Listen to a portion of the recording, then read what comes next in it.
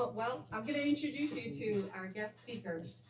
We have online Devora Schwartz, and I'll let her introduce herself in a sec. She just did this NCARB presentation last week for the AIA Brooklyn chapter, Emerging Professionals, so she's a pro at this already.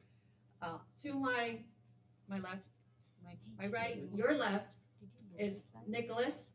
He's also a professor at Pratt, so we'll introduce him later in a bit. To my left, your right, we have Bhakti, who's helping out. She's one of our emerging leaders on the AIA Brooklyn chapter. And then you have Professor Robert Zagaroli. Many of you should be familiar with this pro. So we'll have a Q&A session with him later.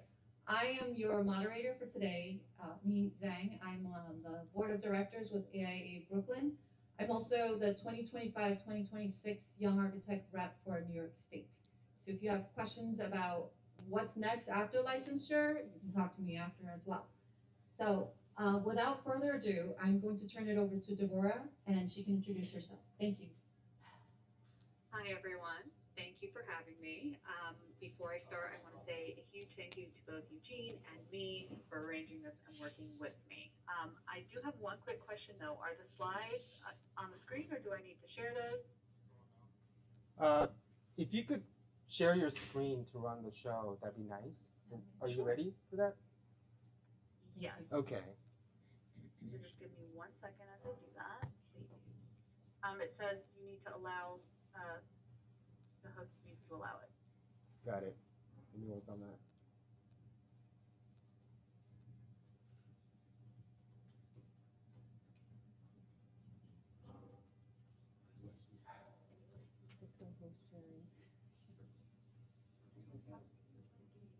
We might have it in queue laptop as well. Are you allowed? Is it here? Yeah. Would you want to try again? Sure. All right, there we go. Can you see my screen? Yes, we can see it. Great. So as it was introduced, my name is Devora. I am a registered architect and NCARB advisor. So I speak to you not only today as a liaison for the NCARB team, but also as someone who has recently completed this journey herself. And I'm dedicated to helping others navigate this process. So today I will be speaking to you about the requirements to get licensed in New York State. Ooh, I'm sorry, the slides went the wrong way. There we go. Should anyone be interested in licensure in another state, NCARB has a fantastic tool and an interactive website that shows the requirements per state once you select the desired state. So as you can see on the slide, New York State is selected, so the licensing information is shown on the left. In New York, as you can see, you do not need to be a resident, you don't need an interview, you can use additional logged hours in place of a degree, etc. There are some nuances, but today we're just going to be talking about the 3 main requirements across all 55 jurisdictions, which are education, hours, and exams. Before we dive into the details, I want to do a quick overview of NCARB. NCARB stands for the National Council of Architectural Registration Boards. It is the national governing body for architecture licenses. Individual licenses are issued by jurisdiction, so states, but hours, exams, and education are all verified and issued through NCARB. So throughout the process, you'll see that NCARB and each jurisdiction and the state will speak to each other and pass information back and forth to obtain and issue licenses. So when you type NCARB into your browser, you find the website, this is what your home screen will look like. As you can see, that interactive licensing tool map is available for your perusal, but you'll need to create an account to start your licensure path. So as I said earlier, licenses are issued by the state, but NCARB is responsible for pretty much everything else, including verifying your hours, scheduling your exams, maintaining all records, and once you have your license, NCARB can also help you obtain a reciprocal license in another state, which means should you move, or should you get another job, or should you need a license in another jurisdiction, you won't have to go through the whole process again. So let's walk through your dashboard. You would click the blue login button on the top of the screen and create an account. It is about $80 a year, and I understand that I'm speaking to a lot of students, so it may seem a little steep, but it's more of an investment at this point, because once you have your account, you'll be able to start logging hours. Once and if you have internships, that's obviously very helpful for you guys now. So once you log in, your screen will look something like this. This is your dashboard. You have your record number and information at the top next to your name, and then an interactive dashboard with the 3 components we discussed earlier. You have your education, your experience, and your exams. In the education dashboard, and some of you may need this in a year, some of you may need this in a few years, but you would have your transcripts transferred, and NCARB will simply just verify that you graduated. The next item is experience. This is logging your required hours for your license. So your experience dashboard looks something like this. Obviously, my pie charts are complete because I have my license, but there, as you can see, are 6 categories of hours, which correspond to the 6 exams that you will take later down the line. There's practice management, which is like the back of house and of the job, like the business side of architecture, including like salaries, insurance requirements, things like that. Next topic is project management, and this is managing the project. So project types, contracts, key players, not so much design, but an overview of ways to manage your project. Then start the design exams. So the next few exams, in my opinion, are closely related to real-world SD, DD, and CD phases. For those of you who aren't familiar with those terms, it's simply schematic design, design development, and contract documents. These are phases that clients will approve projects and get them from the start to construction. So exams and hours are structured the same way. Programming and analysis is the SD phase, so understanding the project requirements, the parameters, client's goals, zoning restrictions. Project planning and design is the DD phase. So establishing engineering that's required, what's the best system, starting to bring in some details, making sure it's code appropriate, and documenting the appropriate level of detail. Full disclosure, I did fail this exam twice. It is the most dense information-wise, in my opinion, but we'll get to that shortly when we talk about exams. Project development and documentation. That's the CD phase. Solidifying designs and details, documenting them, ensuring code compliance. There's certainly a decent amount of engineering, unfortunately, in both this and the PPD exam. Then the last exam is the construction and evaluation. So it is, once the contract documents are issued to bid, what is the architect's role, whether it's issuing addendas, RFIs, site visits, and then closing out the project. Now, NCARB wants everyone to have real-world experience in all aspects of a project. This is why our hours are broken down and logged in these categories. So, how to log your hours? There are 2 categories, setting O and setting A. I did all my hours personally in setting A, which simply means that you're working under a registered architect. That registered architect then becomes what's called your supervisor, and they approve your hours. Setting O means you can log some hours even if you don't work for an architect. Think landscape architect, engineer, CEU courses, other related industry jobs that can certainly teach you about the industry. So let's go through the actual process of submitting hours for approval. And for those of you who have internships or are going to have internships throughout your schooling, this is where the NCARB account definitely comes into play. So you would go to your experience dashboard and click the new AXP report. Your screen will turn to something like this. Now you'll simply follow the steps. For those of you who are doing internships, I would assume that you're selecting that you're logging hours as a paid employee.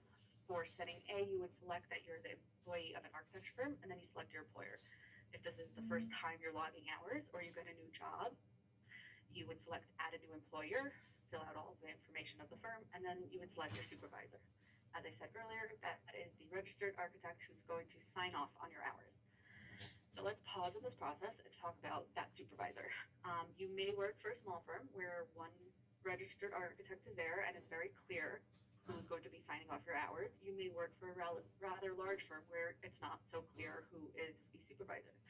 Either way, the comforting thing is that all architects have had to go through this or a similar process to get licensed.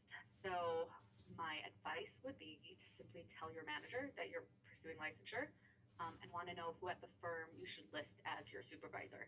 If they don't know, they can help you find out. But keep in mind that they need to know that you're logging hours because they will get an email once you submit, and then they will have to log in and approve it. So you want to make sure that they expect to see it and expect to see it before you submit it too. So back to the XP report. You can see that you'll select an architect, you select your supervisor, and then you can either do a weekly report or a report in bulk. I personally did all of mine in bulk because I did mine once every 6 months. So you would select that, and I didn't want to like sit and figure out how many hours per day I did per task.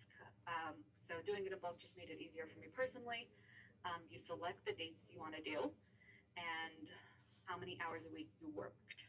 As an intern, this may be rather simple. If you do transition to a full-time job, you would need to keep in mind that NCARB does not allow you to log more than 40 hours a week. So your next window will look like this. It shows your firm, your supervisor, and then you would type in how many hours of each category you worked.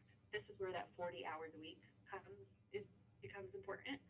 So if you're selecting that you're logging hours for 6 months, you would have to do a little math and calculate that 40 hours a week for 6 months is 960 hours. So you would have to make sure at the bottom that your total does not exceed that 960 number, or it will not allow you to submit.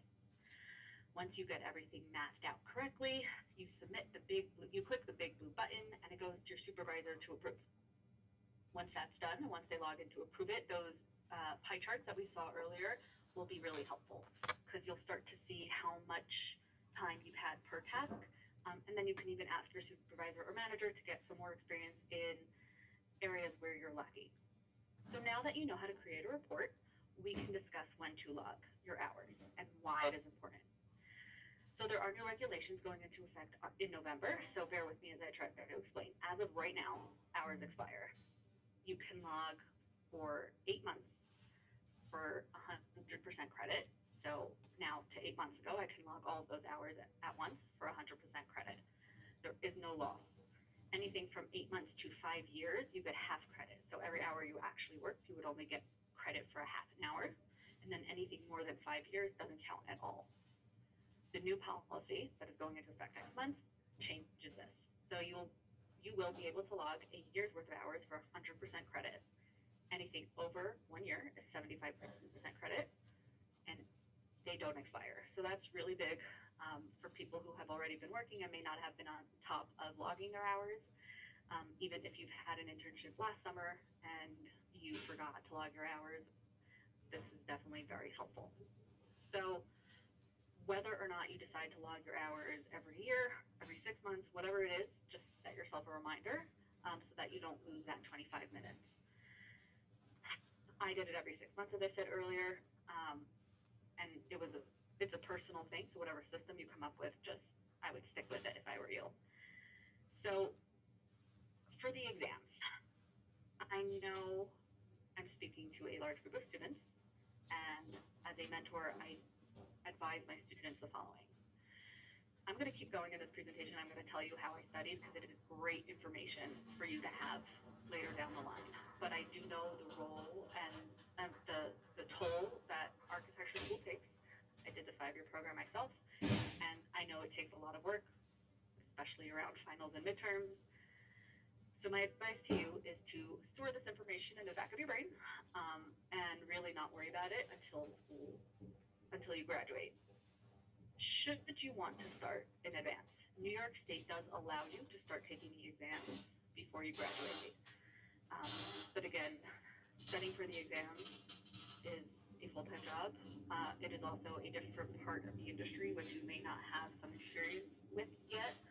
So my advice to you is to wait and start after you graduate, but that's just my opinion. So I'm gonna keep going and talk about the exams. I've already done a quick overview on the topics for each exam, so I don't want to go over it again. But the exam tab on your dashboard is where you schedule your exams, and it's where you see if you passed or failed. So to schedule your exams, should anyone be interested and or when the time comes, you actually need to request permission to start them from New York State. So to do so, you will follow the instructions on your screen. I believe it's a form that gets submitted. And then NCARB will send your record to the state. The state will then send you a link and a form to complete and I believe. But once that form and payment go through, the state then communicates with NCARB to allow you to take the exams.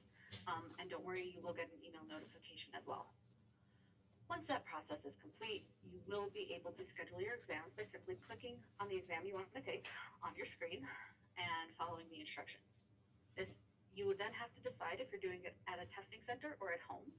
I did all of my exams at the Proctor Center to make things easier for myself because it's quiet, it's organized, and there are so many locations all over the city. But if you cannot get to a center or prefer to be in the comfort of your own home, you have to create a space clear of everything. You would have to have your camera on and your mic on. That's about all I know about it because I did, as I said, all my exams at a center. But it is an option to do it at home. Now, each exam costs about $250, which again is steep, especially since you have to take 6 of them. But if you do work for a firm now, they may reimburse you for each past exam. If you fail, unfortunately, you don't get your money back. But if you're curious if your firm will cover the cost, again, I would ask your supervisor, I would ask your manager. They may also have some studying resources for you. Many firms do. So now, how to study. This is extremely personal. Everyone has their own method. Everyone knows what works best for them. And there are so many resources out there. Friends of mine have used AmberBook. It's just a system that you study for all 6 exams at once. And then the idea is that you take them back to back, and whichever ones you pass, great. And then if you have to go back and retake a few of them, you do so. It is a great resource. I would recommend doing a study group as well.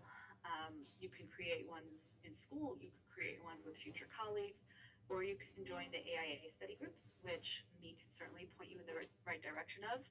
I believe there is a email address also that you can contact to find out more about that. But study groups are great, not only for accountability to stick to your studying schedule, but also for the sense of community.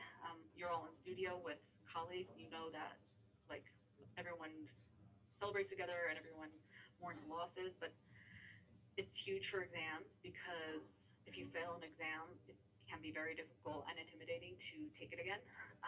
So again, as I said, I did fail 2 exams, and the support to get back to retaking it is invaluable. Personally, my biggest piece of advice that I give everyone is whether you use books, a study group, or AmberBook, is to do as many practice exams as possible. NCARB words the questions really, really weirdly, and they are tricky. So if you do as many as possible and try to get used to the format and the way they word questions, it gives you a huge step up. I personally use Black Spectacles as my sole resource for all the exams. So they give information in video format, which is great for me because I was going to fall asleep reading a book.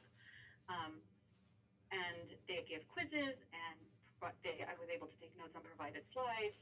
They have flashcards too, but the most valuable part for me was the 4 practice exams. They provide for each exam 4 practice exams in the same exact format as the real ones. The screen looks exactly the same. You have the same tools, so you can get used to what the what your screen and what the exam will actually look like. So I do understand that Black Spectacles can be pricey, and I don't know if this code will last forever, but I do right now have a 50% off code for you guys. It's written on the screen. Should a couple years go by and you start wanting to study, my email will also be at the end of this. You can please reach out to me and I can see if I can get you another code, or I can give you more advice, or maybe something will have changed by then. Maybe it'll be 5 exams. I do have one exam hack that I kind of want to share, and I'm going to do it quickly because I don't think so many of you are studying right now, but this is what your screen looks like during the actual exam, except for the Black Spectacles logo at the bottom. So as you can see, you're allowed, you can use a highlight, you can use a strike through, there's a calculator, a whiteboard, and the references. So my hack is for the whiteboard, and it's especially used when they start asking you about the AIA contracts. So there are a lot of AIA contracts, which I'm sure you're going to learn, especially through studying, through working, and they're all different and they all have a ton of information. This is how I hacked it. So the whiteboard saves all of the information that you put on it, like question to question. So if I approached a question and it had a question about it was something about a contract. I would write the number of the question and I would write the contract it referred to. Now here's where it gets fun. So this is like the main screen, the question navigator of the exam. It looks like this. So you can see the two bottom are case study questions. Well, the last 10 questions are case studies. Case studies are, they give you kind of like a mini project. They give you site plan, they give you drawings, they give you background information, they give you everything you'll need to answer the questions. But they also give you contracts. So when I got to the case study questions, I would open up that little whiteboard, see if any of the contracts that they had asked about were provided. And if so, I would just check or verify that my answer was right. Cute little hack. So I'm not going to go into the details about this. Just note that if you do take a break during the middle of the exam, you won't be able to go back to a question. So if you click this take a break button, all of those questions that you've already opened will lock. So it's just something to keep in mind if you are to use this hack someday. So I know that was a lot of very dense information. So while I let you settle that in your minds, I will chat quickly about my own personal path to licensure. I graduated in 2020, and when I graduated, I wasn't sure if I wanted my license. Certainly not within the first 5 years of graduation did I expect to get it.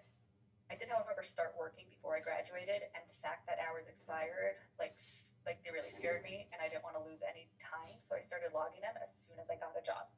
So through internships and summer jobs, I had logged about a third of my hours by the time I graduated. And then COVID hit, I transitioned to working full time from home as I finished my last semester and just continued logging my hours. I finished my hours rather quickly. Then the exams. Between me and you, I was really scared to start. I don't know how many of you have known you wanted to be an architect for how long, but I've known since I was 7. So there was a lot of like, this has been my goal for so much of my life. I got through school, I got through my hours, I have a job. What's going to be, if I get my license, like what's my next goal going to be? And that was a really like frightening feeling for me. I'm really, really grateful that I have people in my life who push me to start the exams. And trust me, I found new goals to work towards. So if you don't have anyone to give you that push, I can be that push for you, because finishing that last exam, feeling of it, getting your license in the mail, getting your stamp, there is no feeling like it. I cannot explain it other than like a sense of validation and pride that it's something I had worked for almost 10 years. Oh no. What happened? All right, this is an attempt on hybrid, so we'll figure out what was the issue. Is it the power? Time out. I think it takes a bit of time.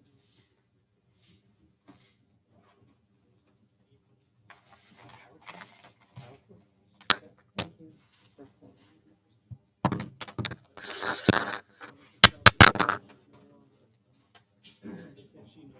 I'm not sure she will know. No, just make sure that.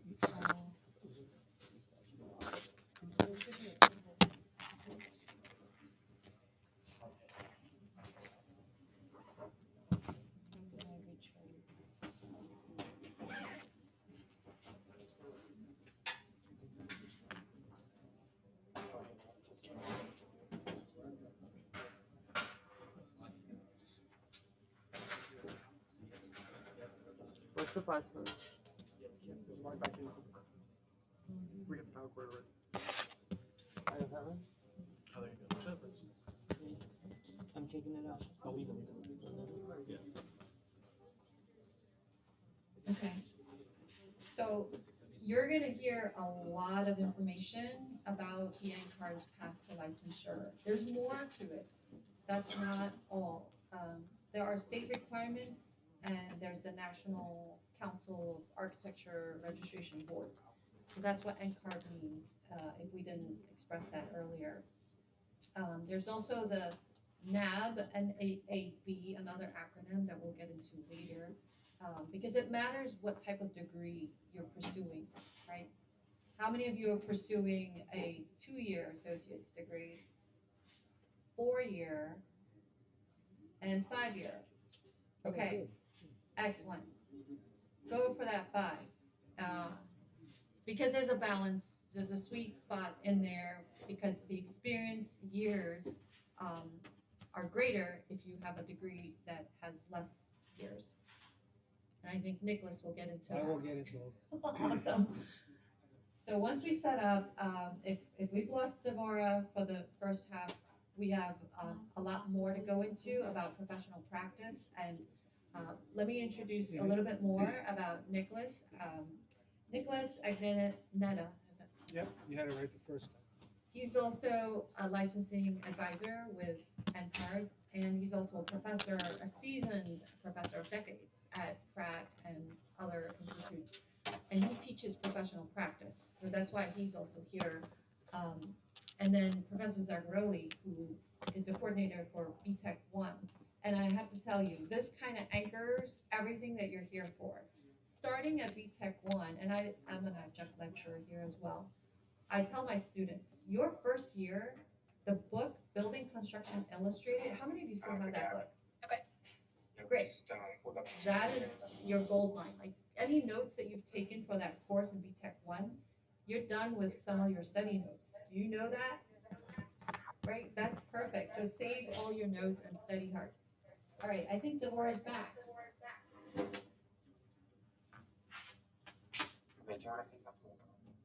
Can you hear me? Yes, we Yes. can. Okay. Sorry about the loss of power there.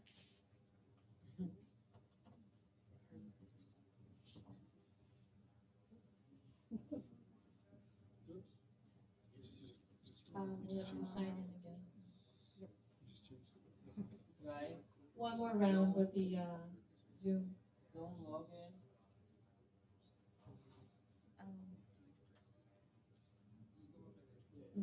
Thank you, come back then.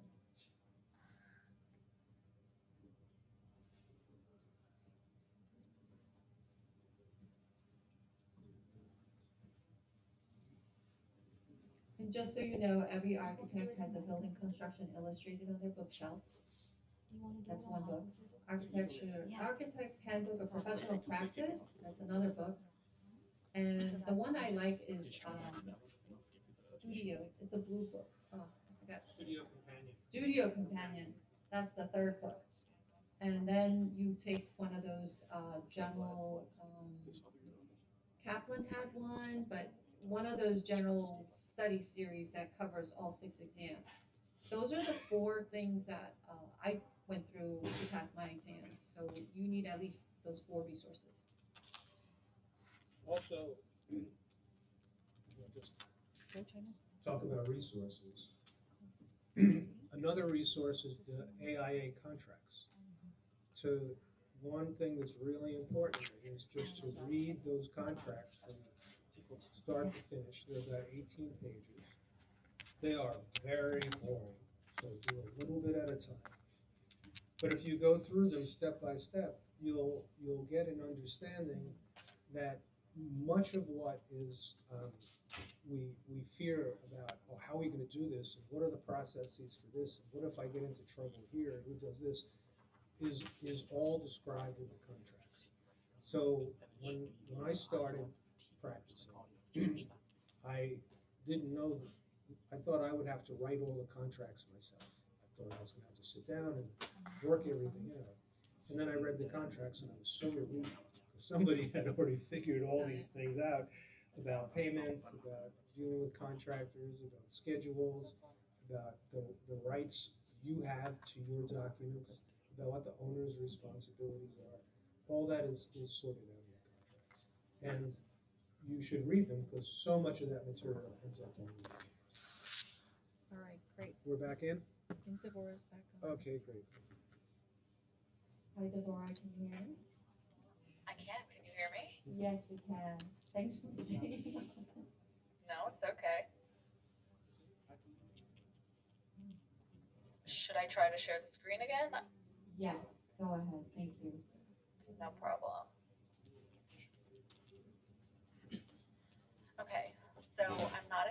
entirely sure where I left off. I was told that it was in the middle of me telling you how I kind of got through my failed exams. Does that sound about right? Yep. Okay, Yep. so I'll just start again from that portion. I failed the middle exam twice, and the way I kind of got through it was I gave myself a break. I gave my brain a break. I went and studied for the next exam, and the reason why is you can't actually reschedule a failed exam for 2 months, I believe. So I knew I had 2 months, and I wasn't going to sit there and like break my brain over the same material for 2 months. So what I did was I kept going on the next exam. I passed that one, and then when I was able to reschedule it, I gave myself about practice exams to get more information. I went back in and I took it and I failed again. So I kind of did the same thing at that point. I had one exam left, so I studied for that one. I took it, I passed it, went back, and then it was really just this one exam that was giving me a hard time, and it was the one last thing that I needed to do before I got my license. So I put my head down for 3 weeks. I just got as much information as I could. I asked as many questions as I could. I took as many practice exams as I could, and thank goodness I passed. So, how to find support. If you're reading this, if you're hearing me speak, you've taken a great first step. You're starting to gather information. I would say that if you attend AIA events, which me can certainly help you find, or if you attend events with the Architectural League of New York, you'll definitely meet people to ask questions to. You'll start gaining knowledge from the people around you. You can also reach out to AIA for some study resources or the study groups. It's a great way to find support. It's a great way to get more information. You can also try to find a mentor. You can find a mentor at the AIA events. You can find a mentor through your alumni program. I know this college that I went to, I am a mentor for that program as well. I'm sure the City College has one too. And you can even reach out to me. Sorry. My email address is on the screen should you want to take it down for now. If you have questions, or for the future, if you have questions, please reach out to me. If you do have questions about the study groups, please reach out to the email address on the screen. And if you haven't started yet, which, again, you're in school, it is completely understandable. If you have an internship, I would say your first step is to make your NCARB account and start logging hours. Get on top of it. Time passes, and I know that soon that hours won't expire, but just for your own sake of mind, and so you can start understanding where you may need more experience. Maybe you need more site visits, maybe you need some more back of the house understanding of how business is run. Again, those pie charts really do become helpful. So I know that me is going to be moderating the Q&A. I do hope I answered some questions, and I hope this has been informative. I want to thank you for having me. And please reach out via email if you have any questions or want to follow up with anything. Thank you. Thank you so much, Devora. Let's give her a round of applause. Thank you. Thank you. That was a really deep dive and overview of NCARB. So I want to give time to Nicholas, Agneta, and have Professor Agneta Professor Agneta, right. continue on some of the state requirements. Sure, let's do that. Let's just cue it up. First, I do want to have you introduce yourself and a little bit about how you ended up where you are at now. Okay. I took the A train. No, my journey started when I was in high school, and there was a program where we could leave school early, went to a very specific professional job or an opportunity, and architect was one of them, and I took it. So I started working for architects when I was 16 years old. And I didn't necessarily know I wanted to be an architect. I really just wanted to get out of school. So during the process of getting closer to graduating high school, I'm sure you all felt parental pressure to choose something you wanted to do. And I started making suggestions, and they got rejected one by one until we hit architect. And then my parents were very happy with that. So for me, it wasn't a deliberate act. Unlike Devora, I didn't think about being an architect when I was 7 years old. But I realized, oh, this is something I could do. And then in the back of my head also, I realized, well, this is a more specific education. So if I really don't want to be an architect, I'll learn more than a liberal arts degree. So I applied to school, I got into school, got into a very good school, and graduated from college. Upon graduation, we were allowed to take the license. This was the old school paper on a table like this in a room with 300 people. And I still didn't really want to be an architect at that point. But my friends dragged me kicking and screaming into the licensing exam, and I passed, I think, 75% of it without studying, without even wanting to do it. And then went off and did all the other things I wanted to do. At one point I realized, oh, I should finish this exam because I was satisfying all my, what they call, sowing my wild oats. And I went back and I studied and I took the exam.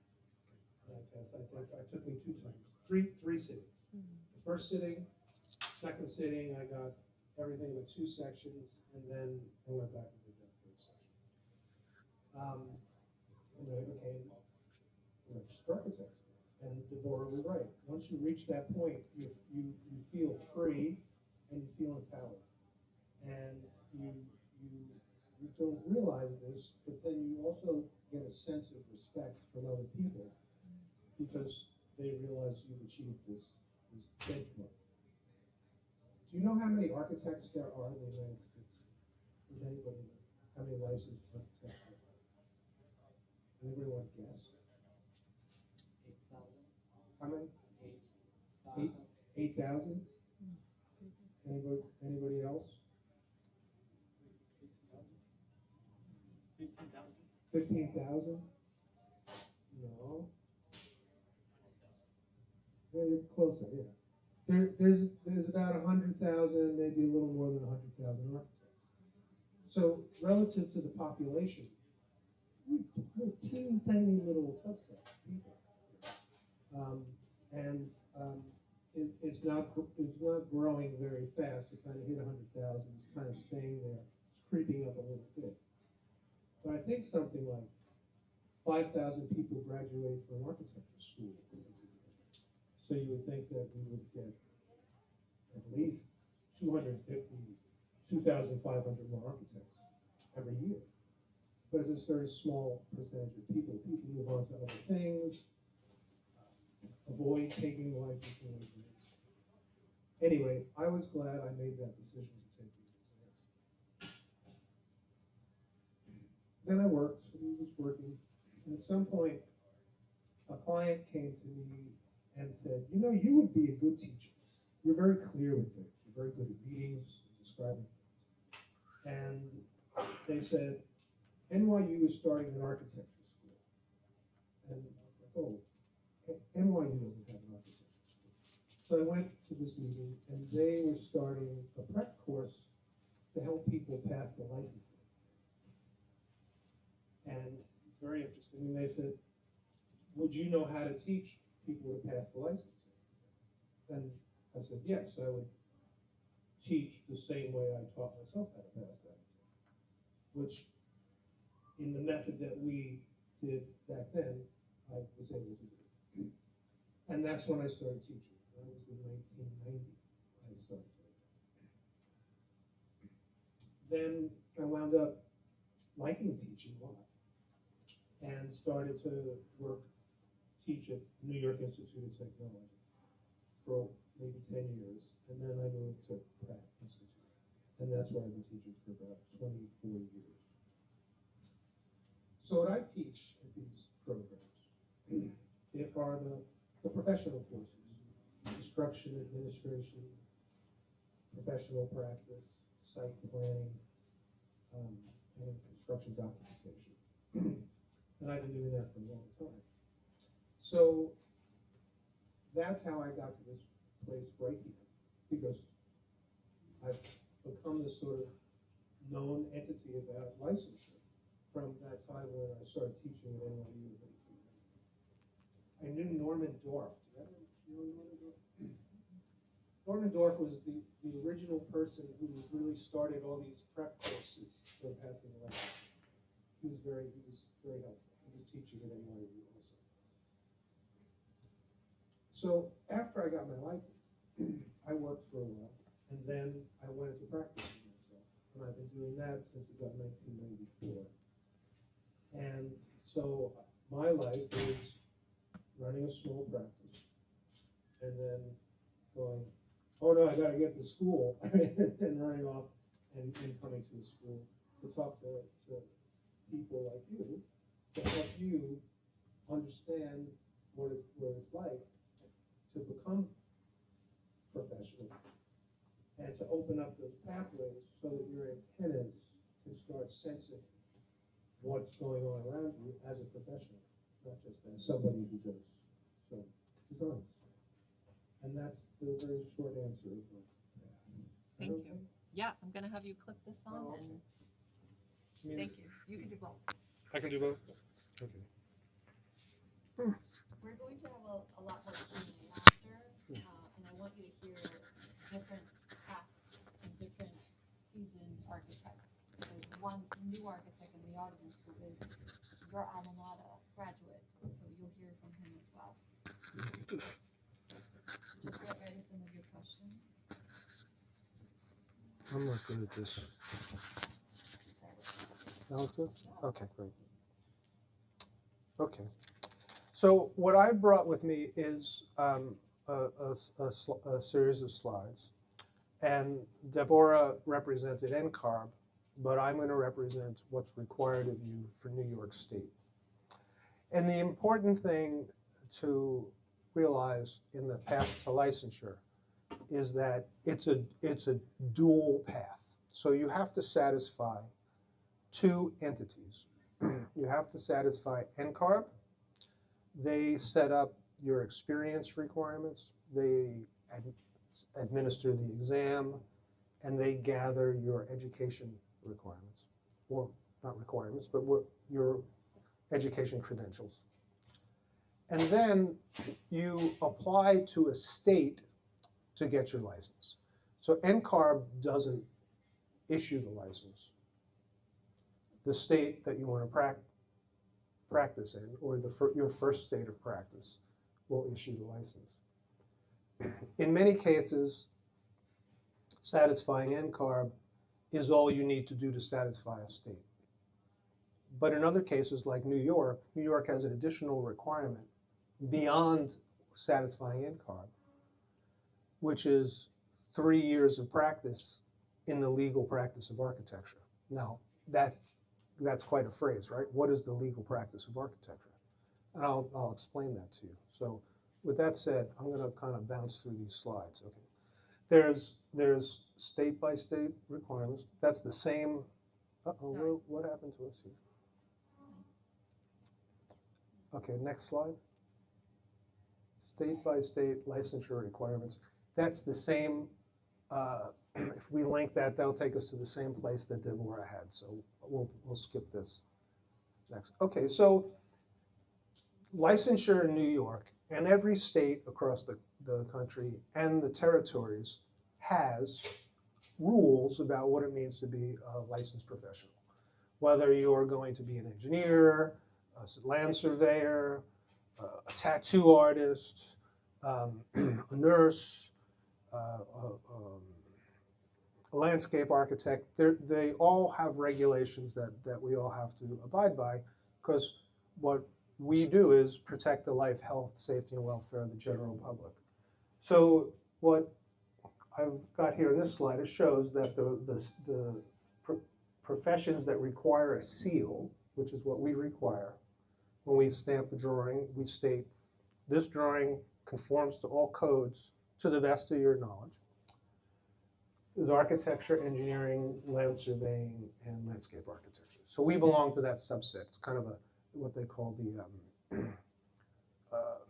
I forgot the word, but we belong to this subset of professionals. Next slide. Next, I guess there's something there. Okay. So it says in the education law, and you could go to New York, if you Google New York State architecture, it'll take you right to the state website on architecture, the law for architecture. We are under the Department of Education. Okay, so New York State Department of Education is the vast thing, and the licensure is underneath that. And let me just read this, because this is really important. It says, the practice of profession of architecture is defined as, okay, so this is what the state requires of us. Rendering or offering to render services which require the application of the art, science, and aesthetics of design and construction of buildings, groups of buildings, including their components and appurtenances, and the spaces around them, wherein the safeguarding of life, health, property, and public welfare. So that's what our license does. It doesn't say, oh, we can design well. It doesn't say, oh, we're gonna make a lot of money, or we're not gonna make a lot of money, or we're gonna drive a certain car. It says what our ultimate responsibility is protecting the health, safety, and welfare of the general public. Yes.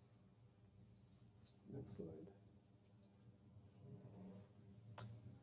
The other thing it says in the law is the only a person licensed or otherwise authorized to practice under this article can call themselves an architect. Okay, so there are a lot of people that call themselves architects, but until you get that license, you're not allowed to call yourself an architect. So there's legal consequences about that. If you misrepresent yourself to a client and you're really not licensed, and something happens and it goes wrong, then you're more liable than if you said, I'm not licensed, but I know how to do this, but we're going to need a licensed person at some point in the process. Okay, next. And just like NCARB, the state assesses the 3 E's, the big 3 E's: education, experience, and examination. So the state has an education component to it. NCARB has an education component to it. The state has an experience requirement to it. NCARB has an experience requirement. The state has a, what's the last one? Examination requirement. The NCARB has an examination requirement. In most cases, they're the same, okay? California has an advanced examination requirement to deal with seismic loads, earthquakes. Right? I think the Midwest has tornado loads, things like that. So in specific regions where there are specific stresses to the environment, those areas have specific requirements. Let's try the next. Okay, so this is an old slide. Go to the next slide. Okay, so what New York State does is it has a 12-point system. So you have to achieve 12 units based on their education, experience, and examination metric, rubric, to get you to be licensed, okay? Let's go to the next one. So the one for education, which is really the most critical one, because it varies so much. The exam gets you so many, the exam, your experience gets you so many, but for experience, if you have a bachelor's degree from any school, that gets you 9 units towards licensure. So in this case, and then you'd have to work 3 years, 2 of which for a registered architect, and 1 of which in the other category that NCARB had shown, but only specific other categories, and I have them later. If you have a B arch and an M arc, then you get 10 units, right? So you're closer. You only got to work 2 years. If you have a B arc from a a university outside the United States, you get 8 units. If you have a Bachelor in Science in architecture, that gets you 7 units. That's a 4-year degree, right? The 4-year degree. And in that one, you're going to work for 5, 4 of which that have to be for a registered architect. I keep looking at you, I'm sorry. That should be scanning. If you have a degree in interior design, that'll get you 5 units towards a New York State license. 7 years working, 4 for registered architect, 3 for other. If you have an associate's degree, that'll only get you 2 years towards the license. And then New York State has a very unique category, which is called work. So if you work for a licensed architect or you work in the profession, 7 for a registered architect and 5 in an associated profession, you can qualify to be able to submit an application for licensure. Okay, so there's a lot of variation in the New York State requirement. Can I have the next slide? Okay.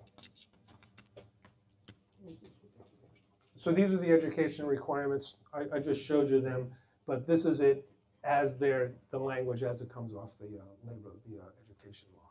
Next one. All right, so I think this is the most important slide, and this is the most important information. I do a lot of mentoring as well, and every now and then someone will come to me, or I'll get referred to, and they'll say, I did all my NCARB hours. I have everything done. And then I applied to the state and they said, none of my hours count towards my state license. And it's because they didn't work under the legal practice of architecture. So what is the legal practice of architecture? This is a huge problem for people. If you go online and you look at all the complaints that you get, the noise in the chatter, they'll say, oh, it's unfair. They're just trying to make sure there's not a lot of architects. They're trying to reduce the number of architects. They don't want us, and it's completely false. NCARB and the state want as many people as possible to become licensed architects. They want a force of people out there protecting the life, health, safety, and welfare of the general public when it comes to putting together buildings and operating buildings. So that is all false information. What happens is people don't pay attention to what the rules are in the laws. And this is the one that most people don't pay attention to because they have a job and they love their job and they're working and they satisfy NCARB, and NCARB is not worried about this requirement of the legal practice of architecture. But New York State is, and some other states are. So what is the legal practice of architecture?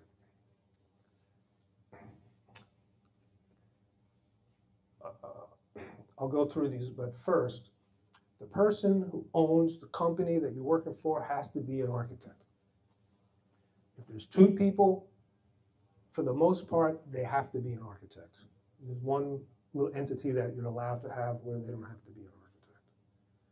So if you go through this, it says, I'm going to start right about here. The sole proprietor is a person who works on their own. They may have an office, 2 or 3 people working with them, have a nice practice. That's known as a sole proprietorship. They don't have to incorporate. They could operate under this title called sole proprietorship. And there's a tax structure for that. And when they file their taxes, they file it as a sole proprietor, and then there's a bunch of things that are triggered down the line. The next one is a PC, or a professional service corporation, which is owned by architects. That's a legal entity. When they file their taxes, they file it as a PC, and there's a bunch of bonuses that they get down the line for deductions and what have you. They also have certain liability protection. Then there's the professional service limited liability company, where there may be 2 or 3 or 4 partners, but they all limit their liability to how much exposure they have in the company. But they're all architects, and that's permitted. That's a legal form of architecture. Then there's a registered limited liability partnership, an LLP. Same sort of thing, but another kind of structure with the government on how they deal with their taxes and their liabilities. And then there's the corporations. So if you're working at a company and it says company, corp, you know, that's a corporation. Corporations are not allowed to practice architecture lawfully, okay? And that's something to keep in mind. So if you're working for a developer and you're putting up buildings and you're doing drawings and you're coordinating consultants and you're coordinating systems and you're doing everything, that experience doesn't count in the eyes of New York State, okay? Not fair. We don't, you know, most of us say that's not fair. Well, you're doing everything, you're getting that experience. But in that slide backwards, it says, most of you here are on the 5-year program, right? It says, you know, you've got to work at least 2 for a registered architect. 1 more could be in that other entity, okay? But 2 have to be in the registered architect.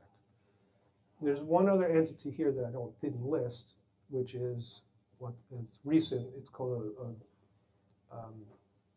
a professional design corporation, where 75% of the company has to be owned by architects and 25% can be owned by others, okay? And that's a DPP. So this is the mistake that I tragically have to deal with from time to time. The state will work with people with this. They'll try and make accommodations the best they can. They'll research the situation. They'll go into it and find out if there were architects in the organization. But this is what discourages people the most. And when it happens on your path to licensure, that discouragement gets people to drop off the path. And so don't, you know, I'm harping on this because don't let this happen to you. Okay, you got that? This is the most important thing because it is the biggest mistake that people make. Okay. Then in the other category for the state, you can work in an engineer's office. You could work for a government agency that does architectural services. You could work for a contractor's office or a related discipline such as landscape architecture. They'll accept those that experience as the other. Okay. NCARB will accept working on a competition with a licensed architect. The state won't accept that. Okay. So be careful about just understand that you have to satisfy NCARB, and the state will want you to satisfy NCARB, but the state has other stricter requirements. I feel like the speaker of doom, you know. It's just, but I get so much bad stuff back from people. Oh, next. Is that it?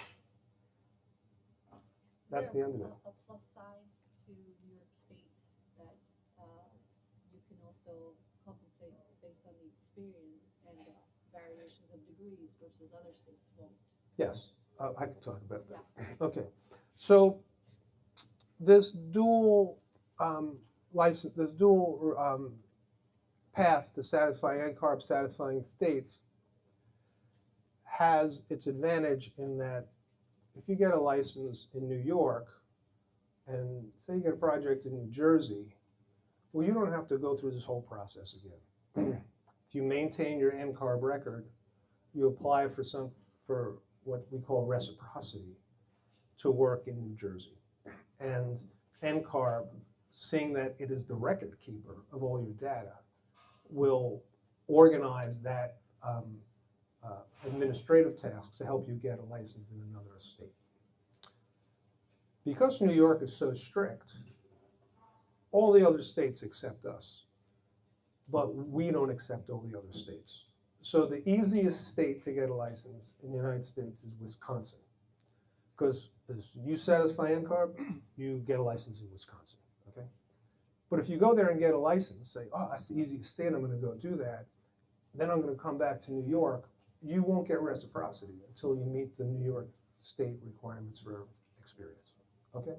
So it's not a flat line. All these states have different benchmarks to accommodate. So if you choose a state, you wanna get your first license in, you may wind up living there and you wanna practice there, then understand the rules of the state that happen with that state.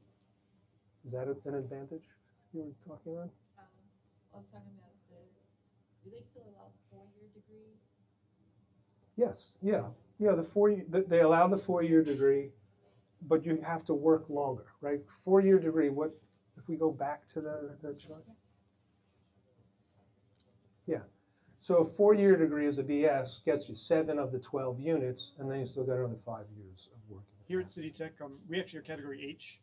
So if you have the B.Tech degree here, then if you like B.Tech, have the B.Tech degree, we're category H, which is it's only 1 year more. So it's either 9 years instead of 8 years, or you can go on to get a master's degree, which will take you 1 year, 2 years, and you'll be just a little bit longer than if you had the ARC degree. Mhm.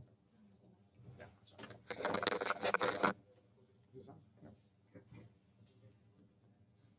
Hi. So if you're taking the B.Tech degree currently at City Tech, we're actually category H, which is, but we encourage you if you're getting the B.Tech degree and interested in licensure, to then go for a master's degree. That would be your first professional degree.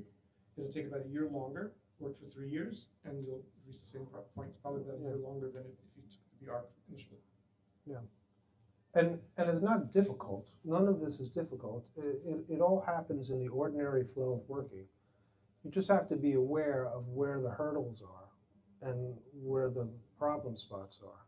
And that's really why I'm being so so serious about it.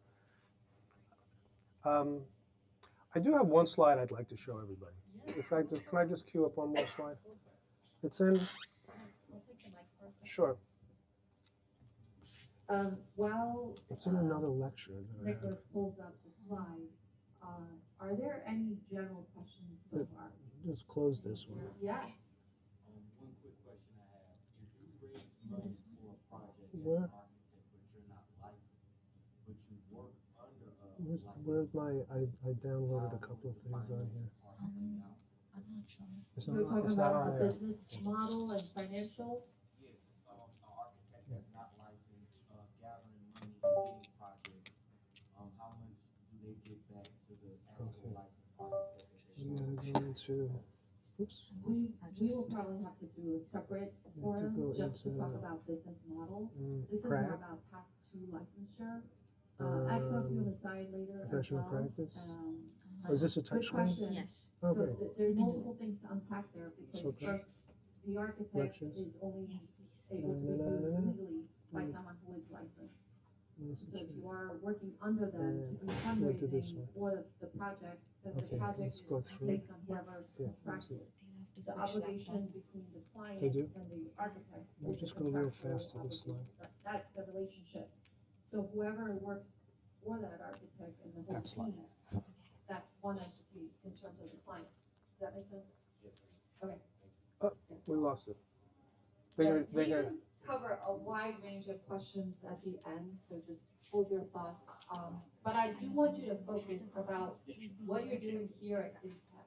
How can you finish strong, and how can you leverage that time with no loss, like the word said, to go straight into the ARE studies, right? You wanna go straight to the exam and the experience. You can pass your exam and then finish the experience. There are many licensed folks that wait until they have finished the exam first, because they're fresh out of school, it's fresh in your head, makes sense. Then finish your experience, and you can still get the license later. Yeah. All right, I'm gonna pass it back to Nicholas. I just wanted to bring up this slide because this is really a summary of that dual path, okay? So on the top, it has the NCARB requirements. In other words, on the, that side, okay, your left is when you're an intern and when you pass that line in the middle, On the right is how you become a professional. So the important thing is this dual path. So education, there's both an NCARB and a state requirement, and they're basically the same, except at the bottom, New York State has a work requirement. Experience, NCARB has maintain your record, you satisfy AXP, but New York State says, okay, you have to, we'll acknowledge NCARB, but you have to do extra stuff first. The education requirements is basically the same for both NCARB and New York State. And then both those things pass through the line onto the other side. And NCARB, you submit your application to the state, and NCARB will contact the state, and the state will, NCARB will send them their records. The state will vet all that, and if all goes well, poof, you're practicing architecture. But I think this is a good summary That's an excellent chart. summary. Yeah, it's a good summary chart. So, thank you to Nicholas. Yeah.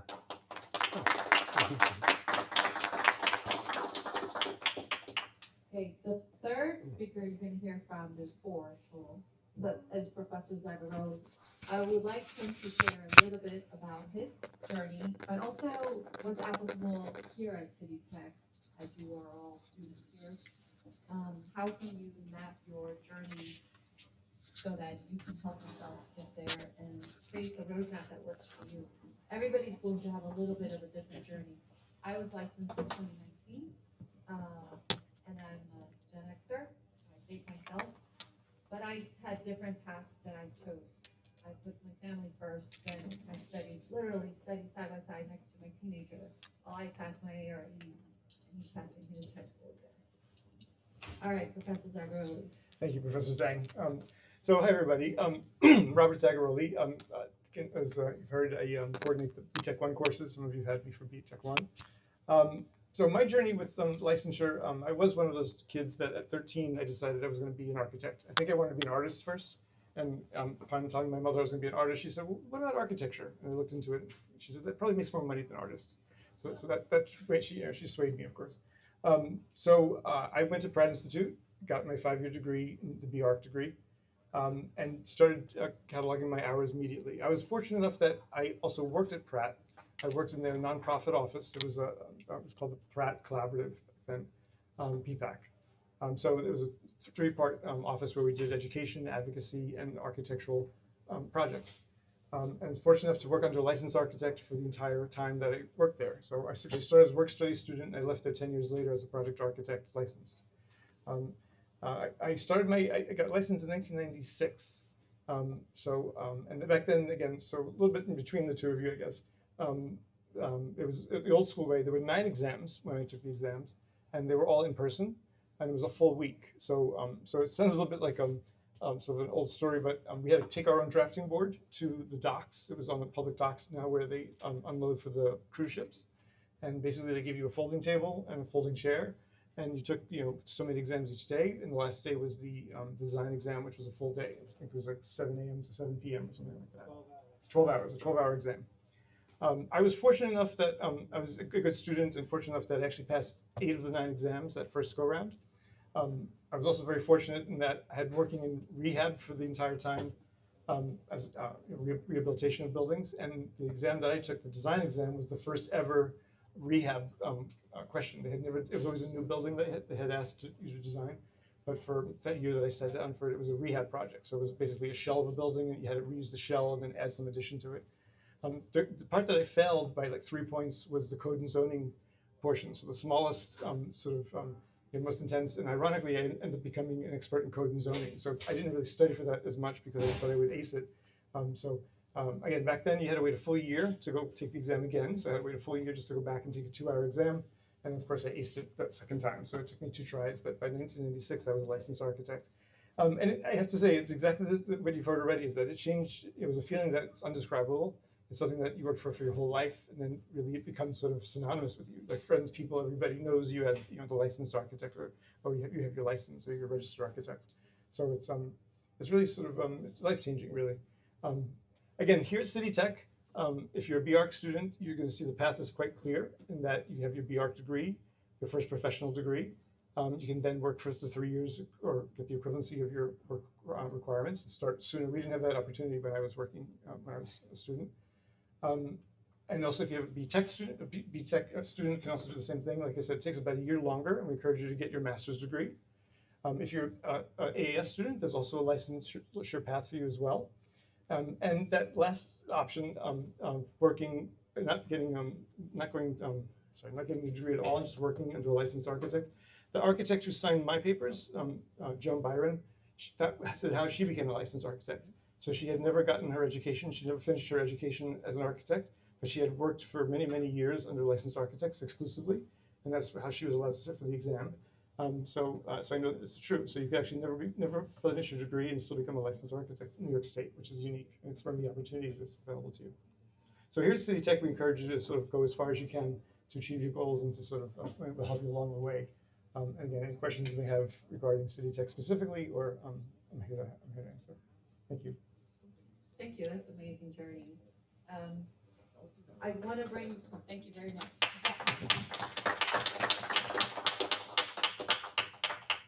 And if you've taken some of Professor Zagaroli's courses, BTech 1? I like it. We're doing 28 Wall Street.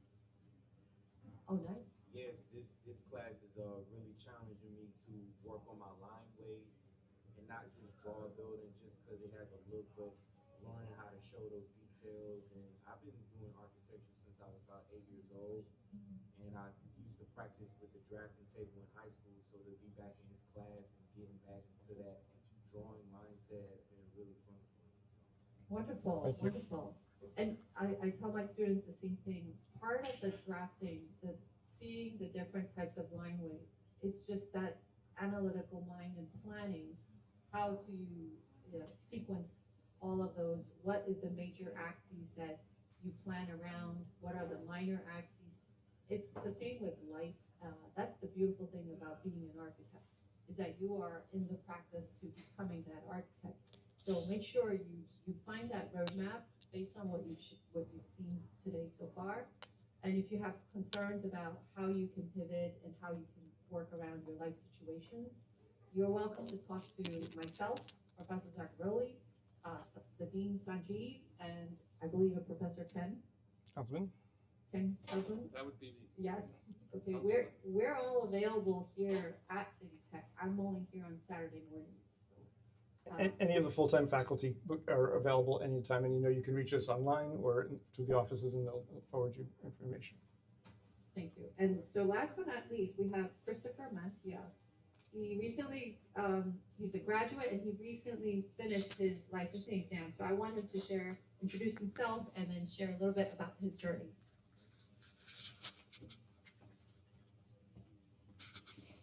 How's it going? Obviously, I know a good amount of you guys from class. So I recently got sort of my credential from New York State saying that I have my license, sort of license number being the last item.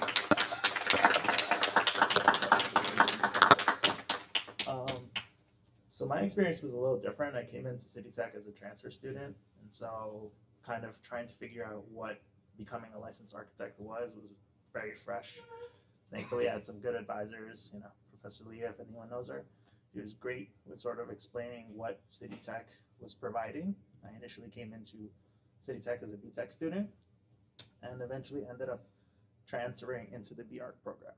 So I was working before City Tech, so I kind of did full-time school and full-time work at the same time, which is not typical from anyone else. Usually you do your 5-year, you go to an office, you work full-time, and then you end up getting your hours. 3 years later, you take your exams and you continue. I took all my exams while I was at City Tech, so that was this past semester, and I graduated in May. It took all summer for paperwork, so if you ever submit paperwork and think like, did they actually get it, or are they actually, going through with it? It just takes a process. So understand, like, you're not gonna do this all in sort of a 6-month period and hope everything comes out. It's gonna take some time. Encouragement, a lot of the professors that are here, their textbooks that they recommend do translate one-to-one with sort of the material that's on the exam. There are books such as the Building Systems book, the Handbook of Professional Practice, that are one-to-one. I think Devora was talking about earlier the Amber book and sort of the understanding how all the material sort of relates to multiple exams is very accurate. So it's better to treat it as sort of one whole exam. Don't think of it as like 6 individual exams because a lot of the material overlaps. Studying, I would say, is probably the thing you're going to spend the most amount of time on. And if there's one piece of advice that came to me was don't try and understand the material, understand the reasoning behind the material, because that's what they test you on. Understanding sort of, why buildings are designed in a way, why egress is in certain things is much easier than trying to understand every single component that goes into a building. It's just, that's the process. So, I think that kind of speaks to sort of what City Tech provided me. Obviously, there's a ton of professors that assisted with sort of experience for working. And I had Professor Sherman, Professor Kidd that I worked with actively for my NCARB hours. And I would say just use the environment as much as possible. There is a lot of professors that are looking to teach you and sort of help you understand how the field works. So it would be much easier to try and work with them to try and get your license than sort of isolating yourself. Thank you.